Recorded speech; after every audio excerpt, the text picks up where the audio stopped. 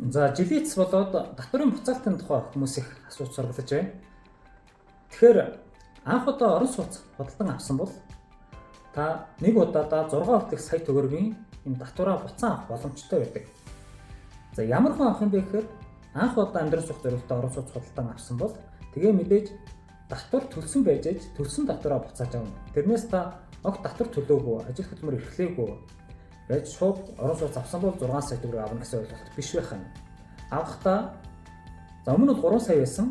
За одоо 6 сая төгрөг болцсон. Үүнийг жил болгон тухайн жилд төлсөн татвараар дараа оныхоо 2 сарын 15-ны дотор хувь хүний орлогын албан татврын тайлан гэдэг тайланг цахимаар ТТ06 гэдэг юм маягтаар гаргаад тэгээ хүсэлтээ мөн гаргана. Татварын буцаан олголт авах хүсэлтээ гаргана. Ингээд тухайн жил төлсөн татвараа дараа оныхоо 1-р улиралд ингэж хүсэлт гаргаж тайлан гаргаснаар авах боломжтой байдаг байна. Тэгээ ингээд жил болгон авсарваад 6 сая хэзээ хүрнэ тэр хүртэл авна гэсэн үг.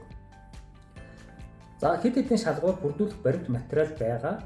Нэгт нь та компаниас худалдаж авсан бол тань дээр суглааны дугаар бүхий төлбөрийн баримт буюу И баримт бичиж өгсөн байх ёстой.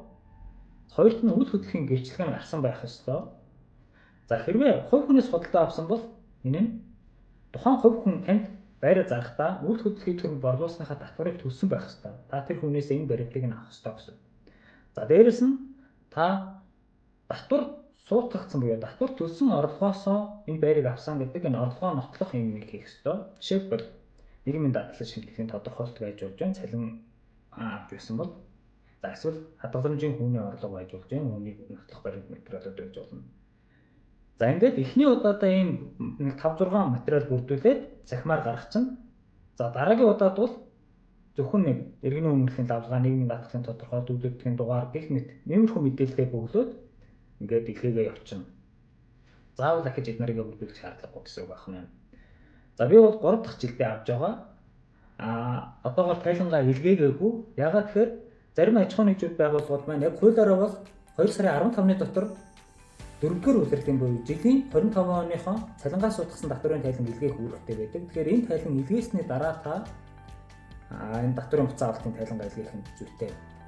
За энэ талаар та дэлгэрэнгүй өөр мэдээлэл авахыг хүсвэл хэрхэн яаж тайлангаа илгээх талаар ч авахыг хүсвэл миний сувгийг дагаарай. Би одохгүй өөрийнхөө тайлан илгээж энэ бичлэгээ мань таатай хуваалцах болно.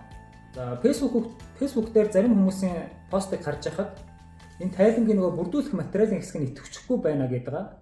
За түүн зориулаад хэлэхэд та эхлээд үндсэн тайлан буюу ТТ06 гэдэг маягтаа хоосон хадгалчихна. За түүний дараа мэдээ хэсэг рүүгээ ороод орлогын мэдээгээ татчихна. Доош нь үлдэхээр мэдээ татах гэсэн товчвээ. За тэгчээд буцаад үндсэн тайлангаа хадгална. Тэрний дараа та бүрдүүлэх материал руугаа орохоор хөнгөлт чөлөөлөлт нэмэх гэсэн юм товчин идэвхжин шүү. За тэгээ эндээс өөр тохирохыг орон сууц анх удаа авч байгаа юм уу, давтан юм уу, эсвэл сургалтын төлбөр дотоод юм уу, гадаад юм уу гэдгийг сонгоод ингээд цаашаа явах нэ. За тэгээд сувгийг мань дагаарай.